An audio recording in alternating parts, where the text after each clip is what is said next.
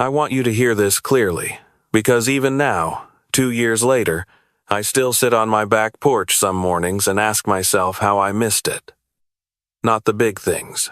The big things were hidden too well for any man to see. I mean the small things. The way my best friend would change the subject whenever money came up.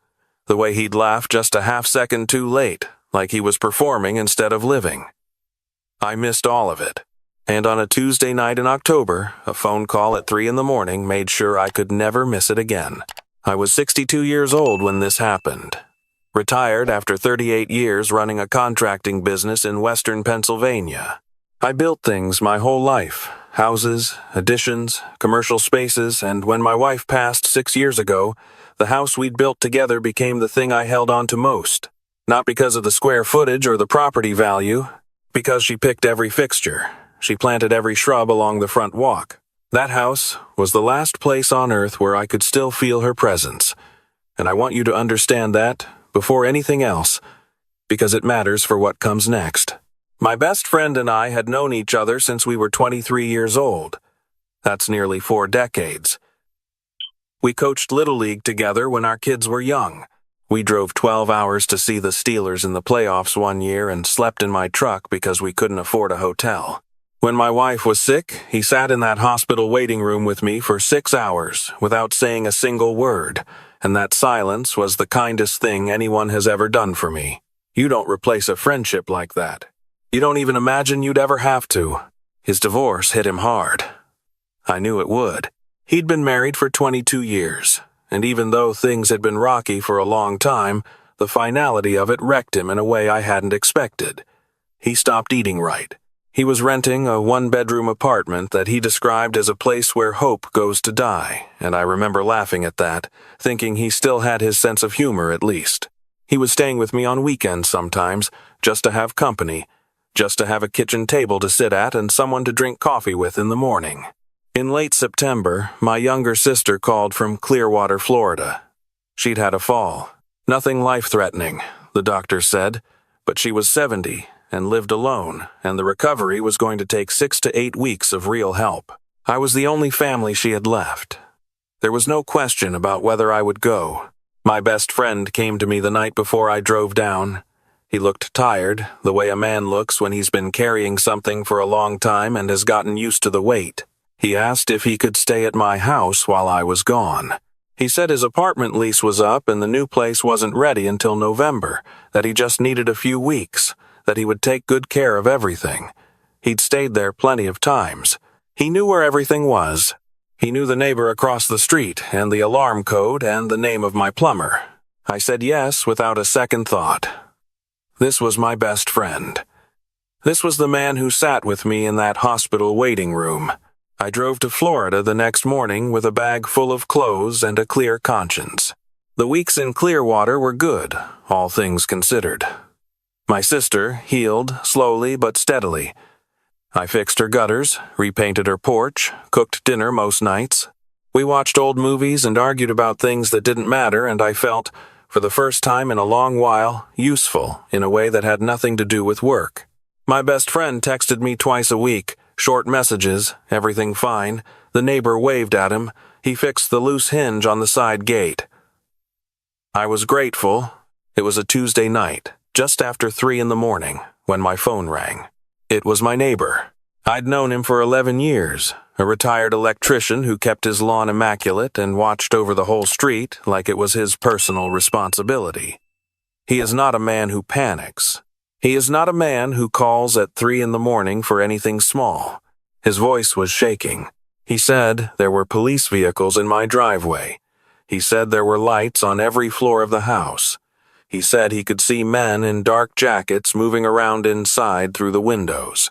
He said the word that turned my stomach completely over. He said there was crime scene tape across my front door. I asked him what had happened, and he said he didn't know. He said he'd come out when the first car arrived 2 hours earlier and an officer had told him to go back inside and stay there. I sat on the edge of my sister's guest bed in the dark for about 45 seconds, just breathing.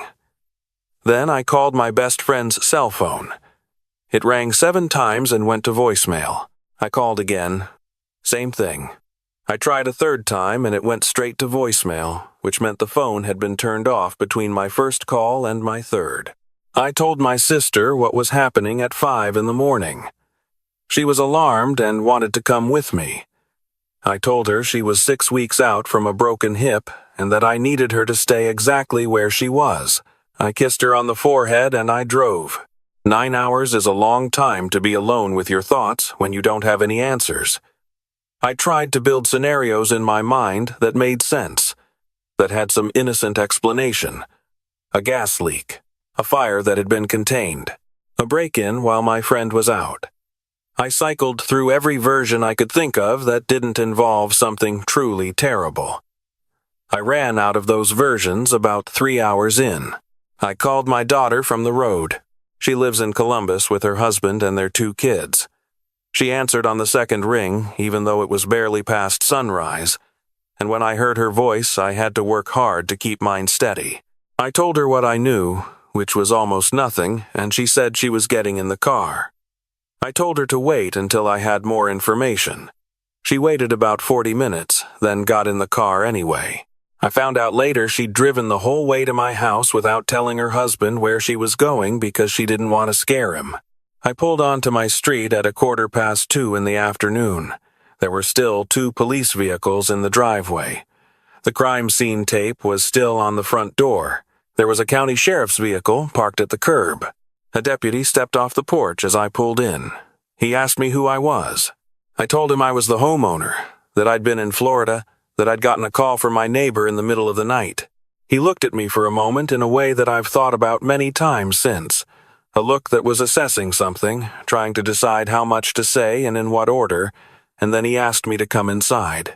I want to tell you something right now, and I mean this with complete seriousness. If police ever ask you questions in a situation like this, you ask for an attorney before you say a single word about anything. I did not know that at the time. I walked into that house and I sat down at my own kitchen table and I answered every question they asked me for 90 minutes before anyone suggested I might want to speak to a lawyer first. Everything I said was the truth. And it still could have buried me, because the truth is complicated, and the law doesn't always care about complicated. Here's what they told me, piece by piece, over those 90 minutes and the days that followed. My best friend had been in serious financial trouble for over 3 years. Not the ordinary kind of trouble, the kind that comes from bad decisions that pile on top of bad decisions until the weight of them becomes crushing, and the only way out seems to be another bad decision. He had gambling debts. Significant ones. He had borrowed money from men who do not go through collections agencies when they are not repaid. Somewhere along the way, and I still don't know exactly when, because I've had to reconstruct the timeline from documents and from what he eventually told me himself, he found out that my house was paid off. No mortgage, owned free and clear. In a neighborhood where properties had appreciated considerably over the years, my house represented real money. He had accessed my financial documents. I had given him a key and the alarm code and complete trust, and over several visits before the night I left for Florida, he had photographed documents, noted account numbers, learned enough about my financial picture to do what he did next. He forged my signature on a home equity loan application, not a small one. He used a notary he'd found through someone in his orbit. A man who should have gone to prison for what he did and eventually did go to prison for other things. The loan was approved for $240,000, secured against my house, processed through a lender that did not look as closely as they should have. He used that money to pay off the men he owed, which should have been the end of it. But it wasn't the end of it, because when you borrow from men like that and you pay them back, they don't always feel that the relationship is concluded. Sometimes payment is just the beginning of a different kind of arrangement. In the weeks I was in Florida, my best friend was not simply living quietly in my house and fixing loose hinges. He was meeting men there, conducting conversations there. My home, my wife's home, the house where my daughter grew up and where I kept my wife's garden exactly as she had planted it, had become a place of business for people I did not know and would never have allowed through my front door. On the night in question, something went wrong between my best friend and one of the men he'd been dealing with. There was a confrontation, violence. One man was taken to the hospital by ambulance. My best friend had injuries of his own. When the police arrived, they found my best friend sitting on my living room floor with his back against the couch and his phone in his hand, not calling 911, not calling me, just sitting there. He was arrested that night. Not for the violence, the other man declined to press charges, for obvious reasons, but because once the police started pulling the thread, the home equity fraud came apart fast. A forensic accountant later told me it was one of the sloppier forgeries she'd seen, that the notarization had red flags throughout, and that the loan officer who approved it had either been negligent or had been paid to look away. There is still a civil case proceeding on that second possibility. My daughter arrived at the house about an hour after me. She walked through the front door and stopped when she saw the state of the living room, a chair overturned, a lamp broken, a dark stain on the carpet near the fireplace that I had to pretend I didn't understand, and she looked at me with an expression that broke something in me. Not anger, not tears, just a kind of grief for something that couldn't be put back the way it was. She put her arms around me and didn't say anything for a long time. The following weeks were the most exhausting of my life, and I spent 38 years in construction, so I understand exhaustion in its physical form. This was different. Every day brought a new document to review, a new attorney to speak with, a new revelation that reframed something I thought I'd already understood. The lender initially resisted acknowledging the fraud, because acknowledging it meant acknowledging their own failures.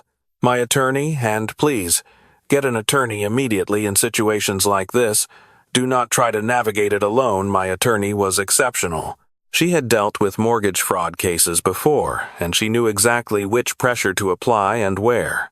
I learned things about my best friend's life that I never knew.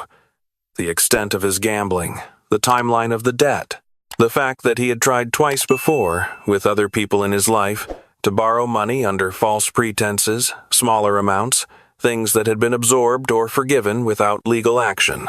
I had been, in some way, the largest opportunity he had encountered.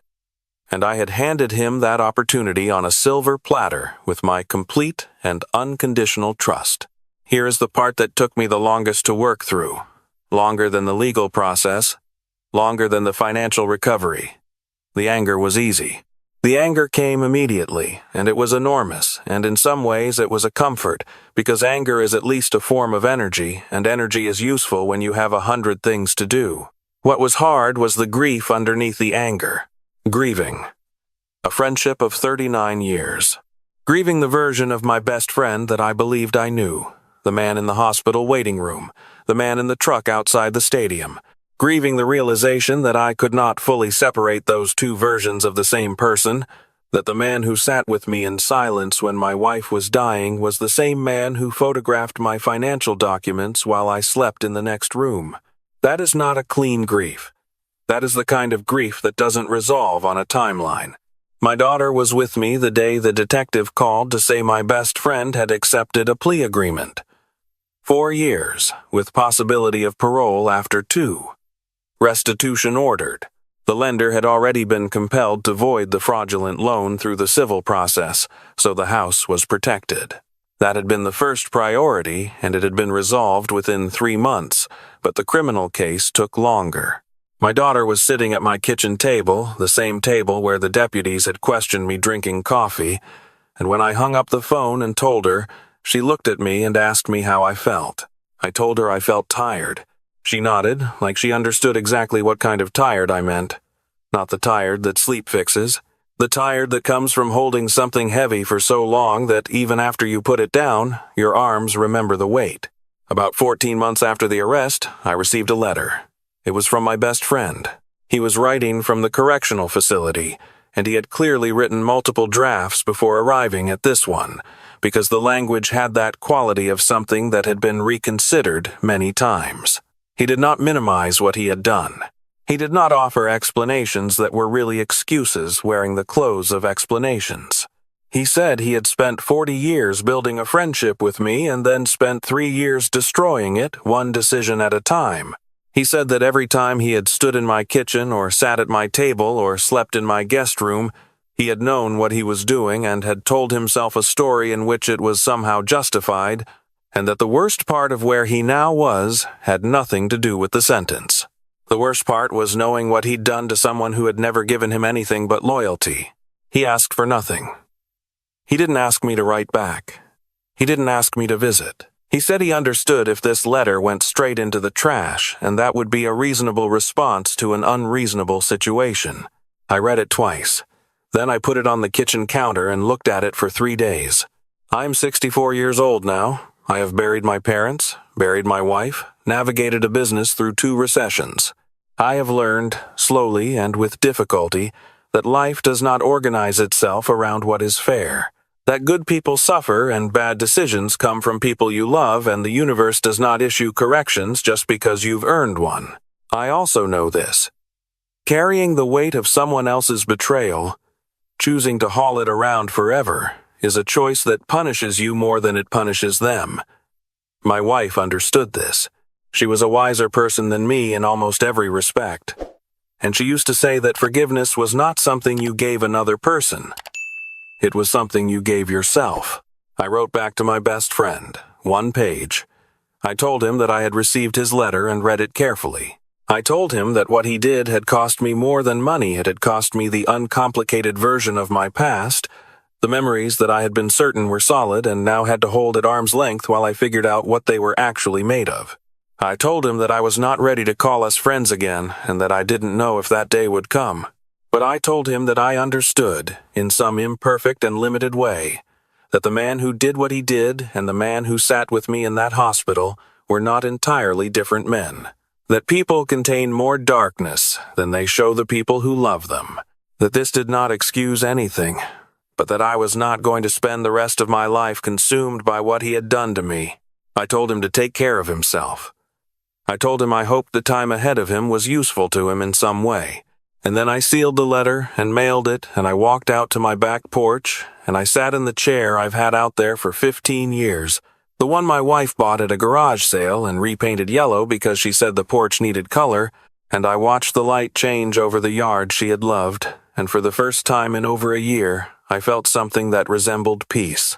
There are things I know now that I want to say plainly, not as accusations, not as bitterness, just as things that are true. When someone asks to stay in your home, in your space, with access to your life, the trust you extend is sacred, and it should be honored. When it isn't, that is entirely on them, not on you. Do not let anyone convince you that trust, offered in good faith, was stupidity. It wasn't. It was generosity. What was done with it is a reflection of them, not of you. If you ever find yourself in a situation where police are asking you questions about something that happened at your property, stop talking and call an attorney. I cannot say this clearly enough. I was innocent, completely and documentably innocent. And there were still moments during those early depositions where I could feel how easily the shape of events could have been arranged to look like something else. The law is not intuitive. Get someone in your corner who speaks it fluently before you say a word. And the last thing, the hardest thing, the people who betray us are often people who contain both the betrayal and something genuine. That doesn't mean you owe them forgiveness on any particular timeline or in any particular form. It doesn't mean you have to rebuild what was broken. It means that you get to decide, on your own terms, what you carry forward and what you leave behind. That decision belongs entirely to you. I still live in this house. I repainted the porch last spring because the yellow was fading after 15 years, and I stood in the paint aisle at the hardware store for probably 20 minutes before I chose the same yellow. Not because I couldn't choose something different, because my wife chose this color and it still looks right. My daughter calls every Sunday. My neighbor still watches the street like it's his personal responsibility. My sister sends me photographs from her porch in Clearwater of the sunsets over the water, which she says I need to see more of. Life is not a movie. It doesn't wrap up with the right music at the right moment and leave you standing somewhere meaningful with a clear sense of what it all meant. It just keeps going. One morning at a time. One decision about what to hold on to and what to let go. And most days, if you're honest with yourself and you don't ask for more than a morning is capable of giving, that is enough.